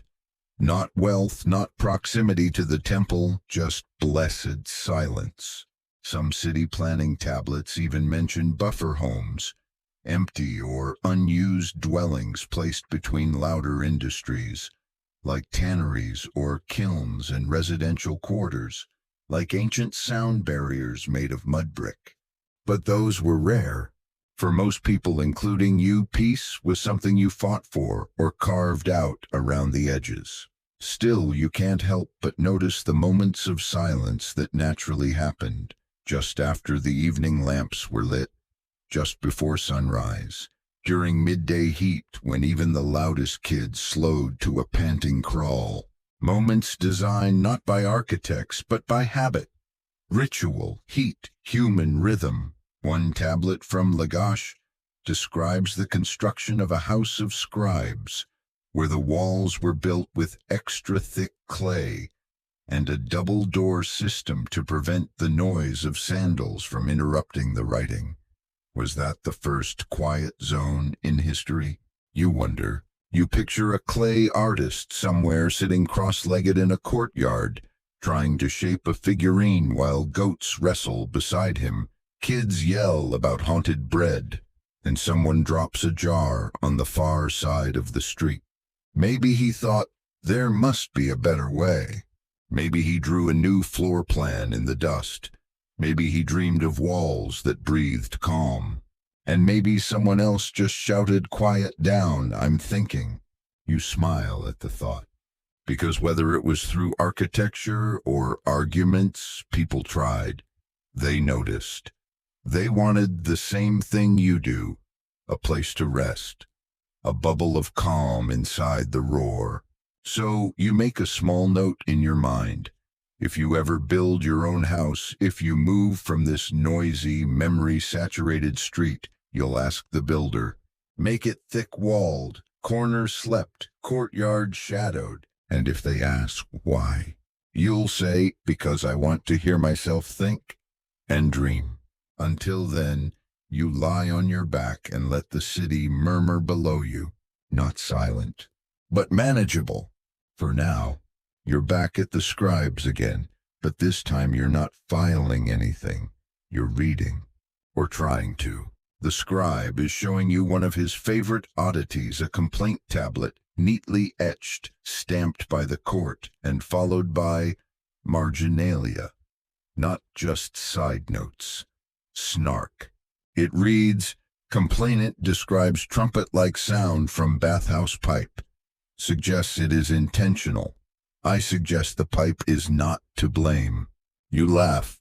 The scribe smiles. We get tired too, you know. He shows you another this man again. Filed 7 tablets this moon. Recommend giving him a hobby. And another noise from daughter's lyre practice may be considered musical to others, not this scribe. You're staring at the passive-aggressive underbelly of Mesopotamian bureaucracy, because somewhere between the careful curls of cuneiform and the stiff propriety of legal phrasing, the scribes cracked. And who could blame them? They copied endless inventories, tracked grain deliveries, and processed clay complaint after clay complaint. Every petty squabble, every goat-bray grievance, every alley-side insult, they were the middlemen, the filters, the tired eyes behind the stylus. So they started slipping in commentary, just a word here, a nudge there. Sometimes it was subtle, sometimes not. Historians still argue about how official these marginalia were. Were they jokes just for themselves? Private footnotes, public shade. One fringe theory claims that scribes competed for the funniest tablet notes and even held secret gatherings to read them aloud. The roast of Adamu, the grumbler, perhaps. You wouldn't be surprised.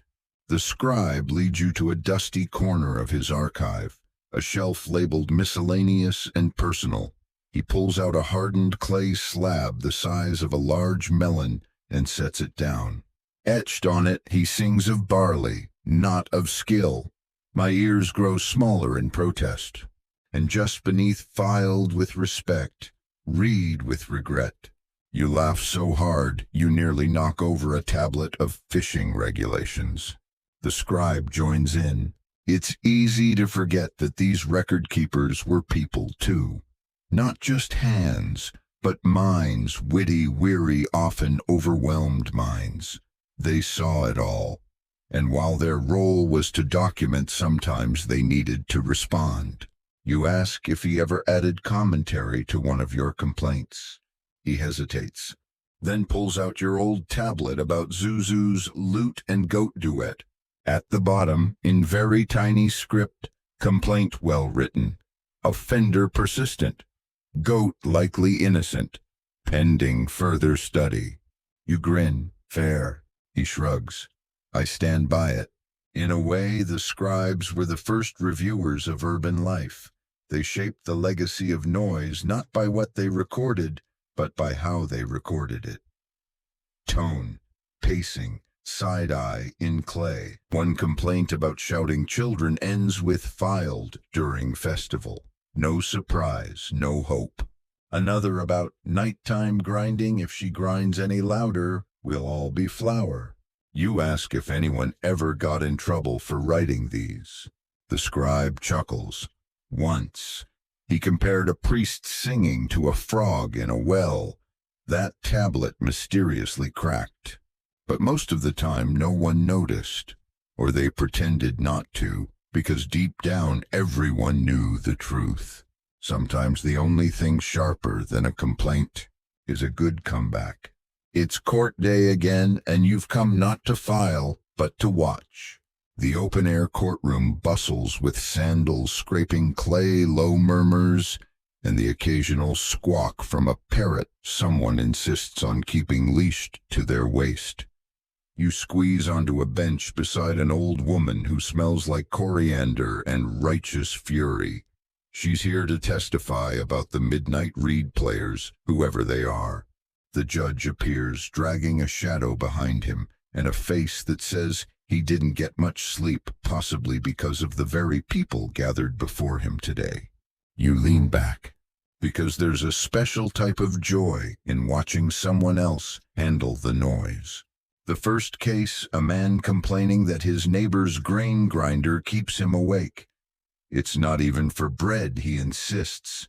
She just likes the rhythm. The accused shrugs. It calms me. The judge exhales. Grind during sunset, not moonrise. Done. Next. A woman steps forward, nearly vibrating with indignation. My neighbor sings to her dog. Every night. In Sumerian. I don't speak Sumerian. The scribe raises an eyebrow but writes it down. The singer defends herself. It's a lullaby. To you, the judge says, rubbing his temples. He dismisses the case with a vague hand wave. Lower your volume. Translate, if possible. Historians still argue about how much authority these local judges really had. Were their rulings enforced by law or simply supported by the community's social weight? One tablet reads, he obeyed the judge not from fear, but from fatigue. A poetic truth, if ever there was one. Some fringe theories propose that overworked judges simply made up half the penalties. Fines were inconsistent, rulings varied wildly, and in some cases the punishment was just move farther away. And then there's the repeat offenders. The judge sighs deeply as the next name is called Zuzu. You smirk. Zuzu steps forward contrite as a man with a lute can look. No music since festival, he says. Only soft chants. Chanted what the judge asks, skeptical. Zuzu smiles. Recipes. There's a long silence. Someone giggles. The judge nods slowly. Chant bread, not fish. Fish smells louder. The old woman beside you snorts. It becomes clear that by this point these judges are less concerned with laws and more with keeping the city intact. Peacekeeping with a stylus and a sigh. They aren't defending ancient codes, they're defending everyone's last nerve. Your favorite moment. A young man complains that a neighbor's baby cries too often. The judge simply stares. Do you propose we find the baby? He asks. No, but the man begins. Next case. The old woman beside you mutters, he'll learn. And just like that, justice moves on. Clunky, inexact, often improvised, but present. You begin to understand that noise in all its irritating glory is woven into the city's fabric. And the judges, they're not fixing it, they're massaging it, bending complaints into compromises, turning rage into rules of thumb, making it through one hearing at a time. You approach the judge afterward not to complain, but to ask, do the complaints ever stop? He smiles, tired, amused, already halfway back into his thoughts. No, he says, but sometimes they get funnier. And that's enough. You return home, tablet-free. No new grievances. No goats to condemn, just a renewed appreciation for the men who carry the weight of the city's sounds like so many bricks stacked on clay. Tonight you'll try not to make noise, but if you do, you'll chant bread softly. You're curled up in a corner of your rooftop blanket pulled around your shoulders when a new sound drifts through the quiet, distant chanting, deep, resonant, and layered with the low hum of ceremonial drums. It's not Zuzu. It's not the potter. It's not even a mortal voice. At least not entirely. It's the gods, or rather their priests, singing hymns so ancient and sonorous that they seem to ripple the air like heat off stone. You close your eyes and listen. And then after a few verses, it hits you. They're kind of loud, aren't they? It's a strange thought. Because while you've filed tablets over everything from bread thumping to goat bleats, you've never once considered complaining about the divine. And yet here you are, wondering if the celestial chorus could take it down half a notch. You're not alone in this. One complaint tablet discovered in Babylon reads, "Let the voice of Shamash be known, but not beyond the third wall." Another, more daring. "When the gods cry out, may they remember mortals also sleep." Historians still argue about how much people in ancient Mesopotamia actually resented noisy rituals. Worship was a public act, and noise was often considered evidence of proper piety. If the city was loud, it was alive, and if the temples were loud, it meant the gods were listening. But some fringe scholars believe the people felt caught between devotion and disruption. One recovered hymn from a scribe priest even hints at the problem. "We cry unto Enlil by drum and song, though the mother next door weeps for quiet." It's beautiful and honest, because sometimes even the sacred can be inconvenient. You lie back, letting the hymn wash over you. It's majestic, yes, but also long. You wonder if anyone's ever dared to tap a priest on the shoulder and suggest gently, that the god of wind might appreciate something more acoustic? Probably not. You think back to the feast of Inanna, to the bell-wielding priests, the smoke, the swirling dancers. It was joyous, deafening, unstoppable. And as you recall, no one slept that night, not even the scribes. So no, you won't be filing a complaint about the gods. But you do reserve the right to groan when their ceremonies run late. Because sound wasn't always celebration. Sometimes it was overlap between realms, between classes, between intentions. And sometimes the gods were just loud roommates. Still, there was beauty in it. You listen more closely now. You hear the rising cadence of a hymn to Ishtar, something about the stars drawing breath. Then the soft beat of a leather drum. Then faintly, Zuzu humming along. You can't help but chuckle. Because of course Zuzu would join the gods in chorus. And maybe that's the real magic of sound in this ancient city. It blurs the lines between holy and profane, between neighbor and priest, between goat and god. You close your eyes and let the noise become something softer, not a bother, not a blight, but a blessing, even if it keeps you up a little longer. You wake in the cool pre-dawn with a start, not from noise, but from the absence of it. The usual chorus of early morning lutes, bleating goats, and bustling vendors is strangely quiet. Even Zuzu's usual humming seems muted. The city feels suspended. You slip out onto your rooftop and gaze across the sprawling labyrinth of mudbrick and reed. The dawn sky blurs from navy to soft peach, but the streets below remain still. Today is a day of rest. In Mesopotamia, there were times when even the most persistent noisemakers were expected to observe silence. These were sacred days, holidays, mourning periods, or rituals that demanded calm reflection. Not total silence necessarily, but a marked drop in the usual cacophony. One tablet from Uruk commands, "Let the people cease their shouting. Let the drums lie silent. On this day we honor the great gods in quiet." You feel the weight of that command as you watch neighbors tiptoe across courtyards, speaking in hushed tones, or not at all. Even the market stalls are shuttered, the vendors resting their voices. Historians still argue how strictly these quiet days were observed. Some claim they were voluntary social traditions. Others point to legal enforcement with fines for loudness or disruptions. But the consensus is that at least some parts of the city embrace these pauses as essential. Fringe scholars speculate that these moments of calm were crucial to social cohesion, letting tempers cool, communities reset, and people breathe without complaint.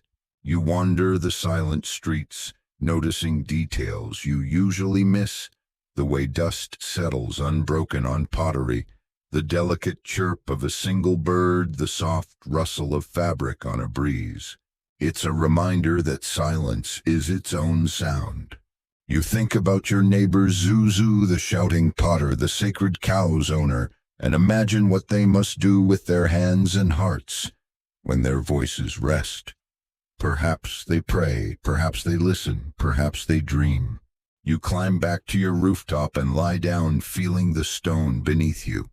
You let the silence fill the space between thoughts. For a moment, there is peace.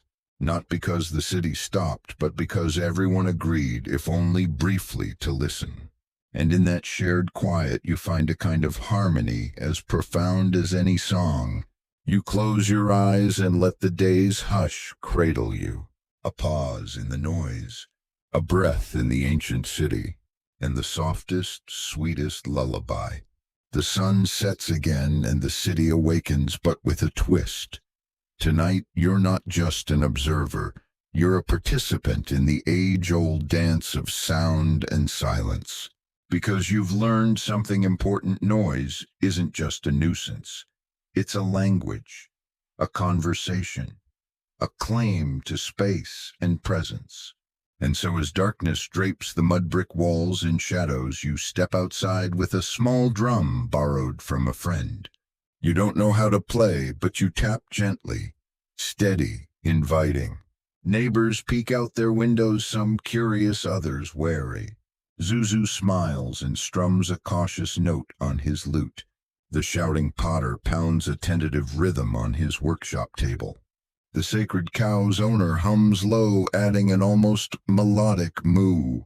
Even the goat snorts rhythmically. You tap again. The city answers. You realize that this is what Mesopotamians must have felt, the urge to make noise, not just to disrupt, but to connect.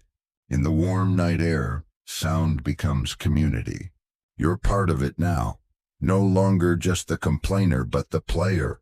The city's heartbeat in clay and reed, in voices and instruments, in goats and gods. As the rhythm swells, you feel the edges of fatigue soften, the tensions ease. You remember the tablets, the complaints, the scribes' margins. They were never just about noise. They were about being heard, about belonging. And tonight, in this ancient city of echoes and clay, you belong. The music fades slowly, like a whispered promise. You stand alone, breathing in the night, grateful for the sound, grateful for the silence, grateful for both. You lie awake, the final night settling around you like a soft cloak. The city's usual soundtrack fades to a gentle murmur, a lullaby woven from distant water, the occasional whisper of wind and the faintest echo of a forgotten chant. You think back on this journey, the clay tablets etched with frustration, the courtrooms filled with sighs, the shouting potters, the sacred cows, the endless goats, and the chorus of children claiming their place in the alleys. You realize that these noises, no matter how maddening, were threads in the fabric of life. The city wasn't silent because it wasn't meant to be. It was alive, vibrant, imperfect, just like you. And here's the strange truth in all that noise. There was a kind of conversation, a dialogue across time. Because your complaints, your whispers, your laughter, they are part of a continuum. A river flowing through mud-brick walls, through centuries, through your dreams. You imagine yourself centuries from now, a stranger reading one of these clay tablets, hearing your voice faintly through the dust. Maybe they'll smile. Maybe they'll sigh. Maybe they'll feel less alone. And so you reach out, your stylus poised, and carve your own tablet, a simple note. I lived here. I listened. I hoped for quiet. But I loved the noise, too. You place the tablet carefully among the others, a final whisper in an ancient chorus. You close your eyes, and at last you sleep. Now feel the warmth of that clay beneath your fingertips. Imagine the soft curves of those ancient tablets, each one a story of human hope and frustration etched with care. Let the sounds of Mesopotamia, the bleat of goats, the murmur of rivers, the distant songs of worship fade gently into your mind's quiet. There is comfort in knowing that across time and space, people have struggled with the same little irritations, the same search for peace. You are part of that story now, connected by the simple act of listening. So rest easy, wrapped in the timeless hum of a world that never truly sleeps, yet always dreams. Good night. Sweet dreams. End of script. Sweet dreams.